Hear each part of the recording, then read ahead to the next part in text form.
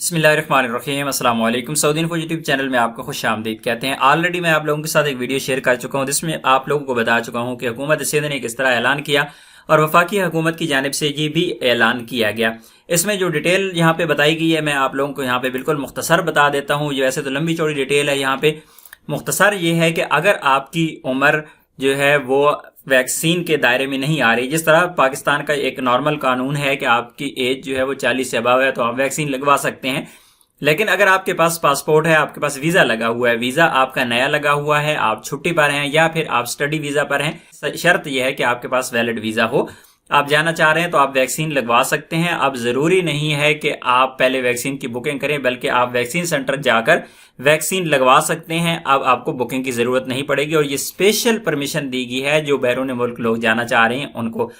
यहाँ पर मजीद जो चीज़ें बताई गई हैं वैक्सीन के हवाले से, जो बहुत अहम चीज़ है, यहाँ पर मुख्तलिफ वैक्सीन बताई गई हैं कि कौन कौन सी वैक्सीन आपको लगेगी, जिनमें एक वैक्सीन वो भी है जो सऊदी अरेबिया में अप्रूव्ड है, वो है एस्ट्राजेनेका, जो पाकिस्तान में भी अवेलेबल है। लेकिन उसके लिए एक शर्त रखी गई है। शर्त यह है कि अगर आपकी उम्र 40 साल से ज़्यादा है तब ही ये वैक्सीन यानी एस्ट्राजेनेका आपको मिलेगी, अदरवाइज ये वैक्सीन आपको नहीं मिलेगी। ये एक बुरी चीज़ है क्योंकि सऊदी अरेबिया में एस्ट्राजेनेका और मॉडर्ना है और मुख्तलिफ जो वैक्सीन सऊदी अरेबिया में अप्रूव्ड हैं वो पाकिस्तान में नहीं है। सिर्फ वाहिद जो वैक्सीन है एस्ट्राजेनेका वो पाकिस्तान में है, लेकिन वो भी 40 साल से उम्र के ज्यादा लोगों को कहा जा रहा है। बाकी आपको सर्टिफिकेट्स वगैरह कहा जाएगा कि आपको सर्टिफिकेट्स मिलेंगे, आपको कोई इशू नहीं होगा। और मजीद ये कहा गया कि आपका जो डाटा है एंट्री किया जाएगा।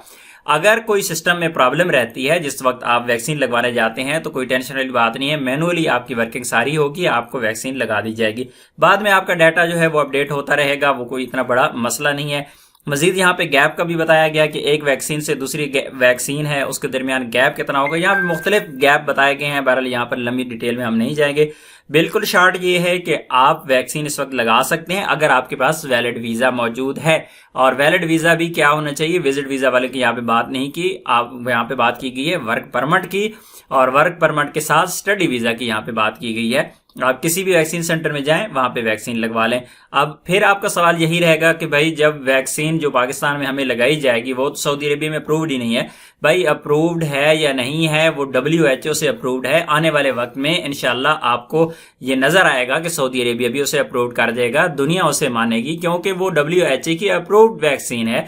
आपको जो मिलती है भाई वो लगवा लें, अगर नहीं मिलती तो फिर तो मिलेगी ही नहीं, फिर बाद में रश पड़ जाएगा, वैक्सीन शॉर्ट हो जाएगी, 100 मसले इस तरह के आ जाते हैं। तो बजाय इसके कि आप वेट करते रहें फ्लाइट्स का उधर से ऐलान हो जाए कि फ्लाइट्स खुलने का, सऊदी अरेबिया जो वैक्सीन को अप्रूव कर दे, जो पाकिस्तान में ऑलरेडी चल रही है उसे अप्रूव कर दे, फिर आप क्या कह रहेंगे, फिर आपके पास कोई हल नहीं होगा।